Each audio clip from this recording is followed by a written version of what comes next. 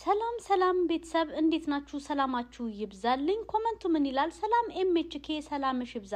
እባክሽ ሰውነት ላይ ለሚወጡ ጥቋቁር ነገሮች መፍትሄ ካለሽ ትላለች እህታችን። እሺ እህቴ ጥያቄሽ እጅግ በጣም ቀላል ነው።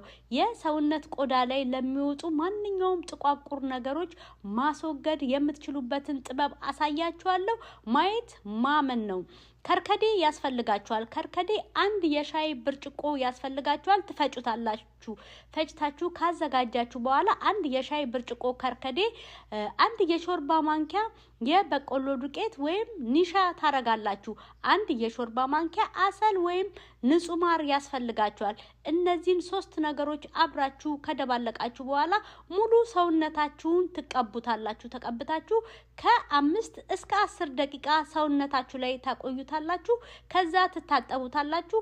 ፈጽሞ የሰውነት ቆዳ ላይ የሚወጡ ጥቋቁር ነገሮች ከናንተ ይወገዳሉ። ማየት ማመን ነው። ተጠቀሙበት። ማአኩም ኤምኤችኬ ተከተሉኝ፣ ትጠቀማላችሁ።